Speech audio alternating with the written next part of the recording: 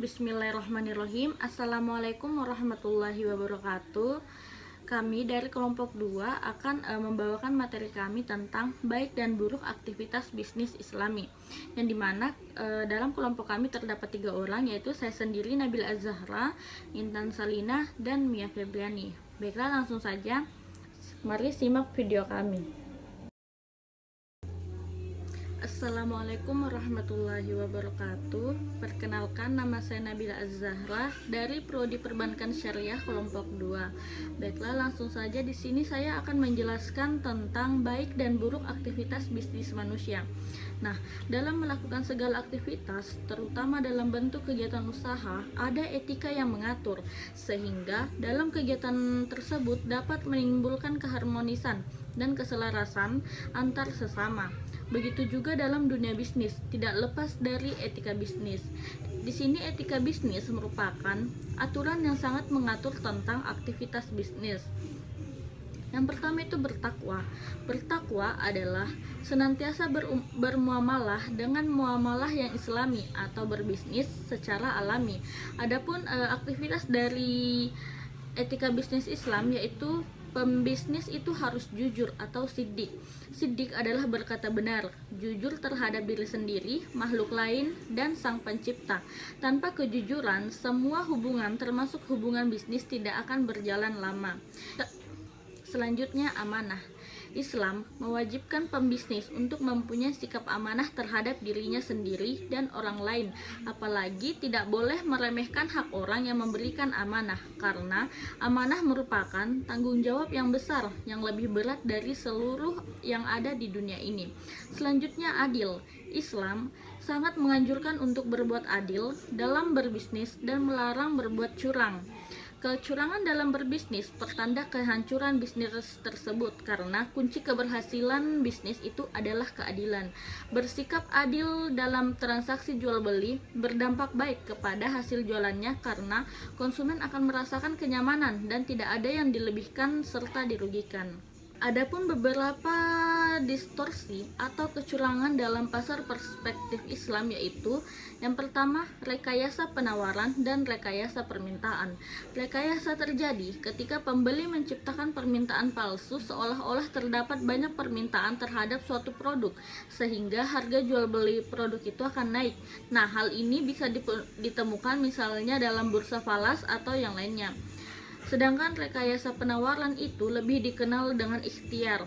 Ikhtiar di sini itu adalah penimbunan barang yang akan dijual, yang dimana barang tersebut sedang dibutuhkan oleh masyarakat dari sirkulasi pasar dalam suatu masa tertentu. Sampai kemudian barang tersebut akan menjadi semakin mahal. Ketika harga mahal, maka barang tersebut akan dijual. Selanjutnya, penipuan. Setiap transaksi dalam Islam harus didasarkan pada prinsip kerelaan antara kedua belah pihak. Mereka harus mempunyai informasi tentang barang yang diperdagangkan, baik dari segi kualitas, kuantitas, harga jual, dan waktu serah terima, sehingga tidak ada yang merasa dirugikan di dalam hal ini dan tidak ada pihak yang merasa dicurangi. Karena Islam tidak memaksa seseorang untuk menjual ataupun membeli suatu barang, karena unsur pemaksaan itu adalah suatu hal yang sangat dilarang. Selanjutnya itu ada kerancauan. Kerancauan atau biasa disebut dengan gharar itu mengambil 4 bentuk yang menyangkut kualitas, harga, waktu, dan penyerahan barang. Nah, jual beli gharar itu yaitu segala jenis jual beli dengan menipu pihak lain. Selanjutnya, syariah sebagai standar baik dan buruk. Fenomena menarik di kalangan umat Islam saat ini adalah terdapat realitas bahwa masyarakat Muslim relatif tertinggal secara ekonomi daripada masyarakat non-Muslim, sehingga melahirkan stigma berpikir yang kolektif dan cita-cita untuk membangun tatanan ekonomi yang berdasarkan etika ekonomi Islam. Perumusan etika ekonomi Islam dalam setiap kegiatan bisnis itu diperlukan untuk memandu segala tingkah laku ekonomi di kalangan masyarakat Muslim. Tujuan etika Islam ini menurut kerangka berpikir filsafat adalah memperoleh kesamaan suatu kesamaan ide bagi seluruh masyarakat atau manusia di setiap waktu dan tempat tentang ukuran tingkah laku, baik dan buruk, sejauh mana dapat dicapai dan diketahui menurut akal pikiran manusia, yaitu An-Nabani 1996-52. Namun demikian, untuk mencapai tujuan tersebut, etika ekonomi Islam ini mengalami kesulitan. Karena apa? Karena pandangan masing-masing golongan di dunia ini berbeda-beda.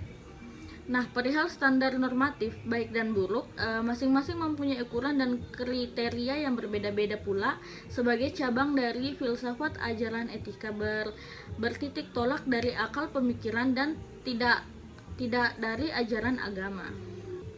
Adapun dalam Islam, ilmu akhlak itu dapat dipahami sebagai pengetahuan yang mengajarkan tentang kebaikan dan keburukan berdasarkan ajaran Islam yang bersumber kepada akal dan wahyu.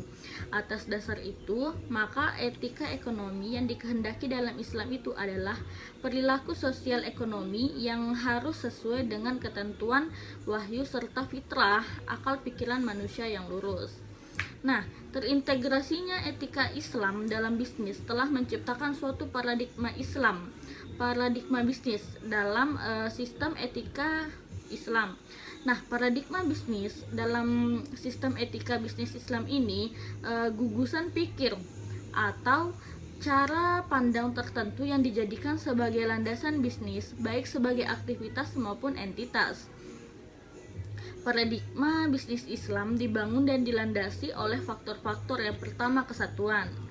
Konsep kesatuan di sini adalah kesatuan sebagaimana dalam konsep tauhid yang memadukan keseluruhan aspek-aspek kehidupan muslim, baik dalam ekonomi, politik, sosial maupun agama. Tauhid hanya dianggap sebagai keyakinan Tuhan hanya satu, tetapi tauhid adalah sistem yang harus dijalankan dalam mengelola kehidupan ini. Berdasarkan konsep ini, maka pelaku bisnis dalam menjalankan aktivitas bisnisnya tidak akan melakukan yaitu diskriminasi antara pekerja, penjual, pembeli, mitra kerja atas dasar pertimbangan ras, warna kulit, jenis kelamin, atau agama. Dan dipaksa melakukan praktik malbisnis karena hanya Allah lah yang semestinya ditakuti dan dicintai, serta menimbun kekayaan atau serakah karena hakikatnya kekayaan adalah amanat Allah. Selanjutnya, keseimbangan. Dalam beraktivitas di dunia kerja dan bisnis, Islam mengharuskan untuk berbuat adil. Pengertian adil dalam Islam ini diarahkan agar hak orang lain harus ditempatkan sebagaimana mestinya atau sesuai dengan aturan syariah. Karena orang yang adil lebih dekat dengan ketakwaan, bahwa keseimbangan hidup di dunia dan akhirat harus diutamakan oleh para pembisnis muslim. Oleh karenanya, konsep keseimbangan berarti menyerukan kepada para pengusaha muslim untuk bisa merealisasikan tindakan-tindakan atau dalam bisnis yang dapat menempatkan dirinya dan orang lain dalam kesejahteraan duniawi dan keselamatan akhirat. Selanjutnya, kehendak bebas. Hal yang terkait dengan kemampuan manusia untuk bertindak tanpa paksaan dari luar. Kehendak bebas ini juga tidak lepas dari posisi manusia sebagai khalifah Allah di muka bumi. Manusia diberi kehendak bebas untuk mengendalikan kehidupannya dengan tanpa mengabaikan kenyataan sepenuhnya dan dituntun oleh hukum yang telah diciptakan oleh Allah Subhanahu wa taala. Nah, adapun pertanggungjawaban. Dalam dunia bisnis, pertanggungjawaban dilakukan kepada dua sisi, yakni sisi vertikal atau kepada Allah Subhanahu wa taala dan sisi horizontalnya kepada sesama manusia. Nah, seorang muslim harus meyakini bahwa Allah selalu mengamati perilakunya dan akan harus dipertanggungjawabkan semua tingkah lakunya kepada Allah di hari akhirat nanti. Sisi horizontalnya itu kepada manusia atau kepada konsumen.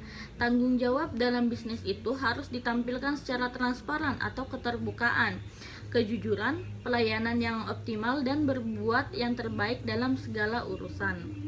Selanjutnya, kebenaran, kebajikan, dan kejujuran. Kebenaran adalah nilai yang dijadikan dasar dan tidak bertentangan dengan ajaran Islam. Dalam konteks bisnis, kebenaran dimaksudkan sebagai niat, sikap, dan perilaku yang benar. Kebijakan adalah sikap yang baik dan yang merupakan tindakan memberi keuntungan bagi orang lain. Sedangkan kejujuran ini adalah sikap jujur dalam semua proses bisnis yang dilakukan tanpa adanya penipuan. Nah, dalam etika bisnis Islam terdapat sejumlah perbuatan yang dapat menunjang para pembisnis muslim, yaitu kemurahan hati, motif pelayanan yang baik, dan kesadaran akan adanya Allah Subhanahu wa taala dan aturan yang menjadi prioritas. Dalam pandangan Islam, sikap ini sangat dianjurkan dalam berbisnis. Dari setiap kebenaran, kebijakan, dan kejujuran, maka suatu bisnis secara otomatis akan melahirkan persaudaraan. Persaudaraan kemitraan antara pihak yang berkepentingan dalam bisnis yang saling menguntungkan tanpa adanya kegiatan dan penyesalan sedikit pun. Dengan demikian, kebenaran, kebajikan, dan kejujuran ini dalam semua proses bisnis akan dilakukan secara transparan. Al-Quran menegaskan agar dalam bisnis itu dilakukan tidak yang mengandung kebatilan. Baik, perkenalkan, nama saya Intan Selina, akan menjelaskan sedikit tentang maslahah dan standar baik dan buruk. Yang pertama, konsep maslahah. Secara bahasa, maslahah berarti kebaikan yang bermaksud hilangnya kerusakan. Di dalam Kamus Munjid, Louis Ma'luf mengartikan maslahah sebagai sesuatu yang mendatangkan kebaikan atau perbuatan-perbuatan manusia yang dapat mendatangkan manfaat kepada diri sendiri serta kaumnya. Dari definisi yang disampaikan oleh para ulama, disimpulkan bahwa maslahah menurut istilah ialah segala perkara yang menjaga kehendak dan tujuan syarat dengan memelihara agama, jiwa, akal, keturunan, dan harta. Yang kedua yaitu standar dan baik dan buruk. Baik secara bahasa adalah terjemahan dari kata khair dalam bahasa Arab atau good dalam bahasa Inggris. Louis Ma'luf dalam kitab Munjid mengatakan bahwa yang disebut baik adalah sesuatu yang telah mencapai kesempurnaan. Sedangkan buruk dalam bahasa Arab, buruk itu dikenal dengan istilah syarr dan diartikan dengan sesuatu yang tidak baik, tidak seperti yang seharusnya, tak sempurna dalam kualitas, di bawah standar, kurang dalam nilai, keji, jahat, tidak bermoral, dan perbuatan yang bertentangan dengan norma-norma masyarakat yang berlaku. Standar baik dan buruk adalah Al-Quran, hadis. Di mana ada konsep agama, maka disitulah ada baik dan buruknya. Dalam belajar itu ada fardu ain, fardu kifayah, sunnah, hal-hal yang berhubungan dengan akidah. Fikih, tasawuf itu adalah wajib. Di dalam akidah mutlak wajib seseorang untuk mengetahui sehingga dia terlepas dari taklid. Itulah yang sempat saya sampaikan. Saya serahkan kepada pemateri selanjutnya. Baik, pembahasan selanjutnya yaitu mengenai sumber dan metode penilaian baik buruk, perbandingan perspektif Islam dan perspektif Barat.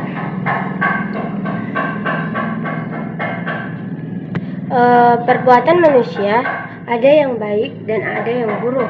Hati manusia memiliki perasaan dan dapat mengenal atau membedakan mana yang baik dan mana yang buruk atau salah. Perilaku manusia di sini berkaitan dengan landasan-landasan syariah sebagai tujuan sebagai rujukan berperilaku dan kecenderungan dari fitrah manusia. Kedua hal tersebut berinteraksi dengan porsinya masing-masing sehingga terbentuk sebuah mekanisme ekonomi yang khas dengan dasar-dasar nilai ilahiyah. Untuk mengetahui bagaimana bentuk etika Islam, maka akan membandingkannya dengan etika Barat supaya mendapatkan gambaran yang sebenarnya. Adapun perbedaannya dapat dilihat dari segi teologis dan humanities. Dari segi teologis, dalam sebuah buku etika, perspektif teori dan praktik, yaitu bukunya Solisah, mengklasifikasikan etika berdasarkan perspektif insider. Pertama, abad klasik. Pada abad ini banyak para filosof Muslim yang membahas tentang etika dan ada 3 di antara mereka yang sangat terkenal dan dinilai cukup mewakili pendapat daripada filosof abad klasik, yaitu Ibnu Miskawa'ih, Ibnu Hazm, dan Al-Ghazali. Ketiganya dalam menentukan ukuran benar dan salah adalah hampir sama, yakni sama-sama menggunakan syariah dan rasio dalam melakukan penilaian. Perbedaannya yaitu Al-Ghazali lebih mengutamakan syariah daripada akal dalam melakukan penilaian.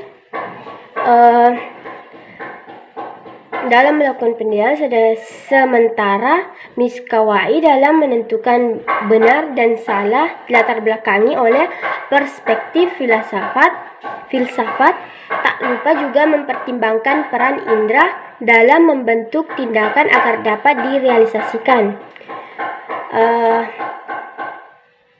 Sehingga konsep etika yang ia bangun bukan hanya bersifat metafisik atau filosofis, tapi juga praktis metodologis. Kedua abad pertengahan, tokohnya adalah Taimiyah. Dalam persoalan etika, ia melibatkan penilaian pada fitrah manusia rasio dan syariah Islam. Dan yang terpenting menurutnya, ketika manusia menentukan keputusan tentang sesuatu,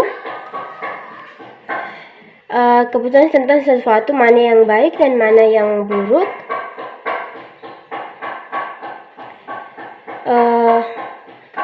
berdasarkan argumen manapun, sebelum itu seseorang harus mempunyai kepastian etis.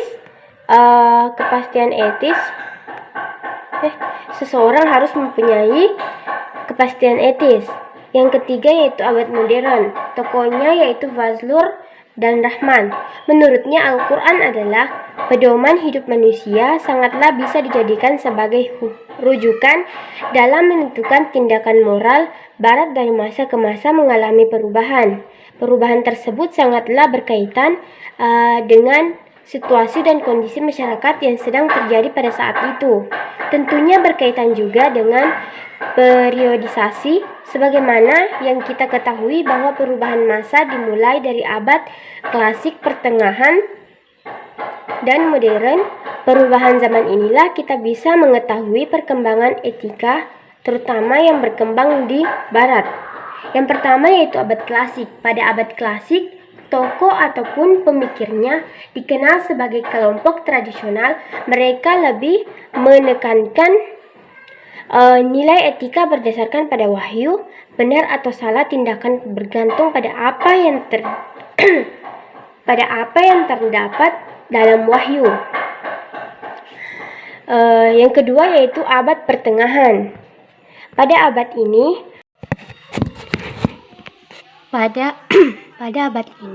Barat mengalami zaman kegelapan.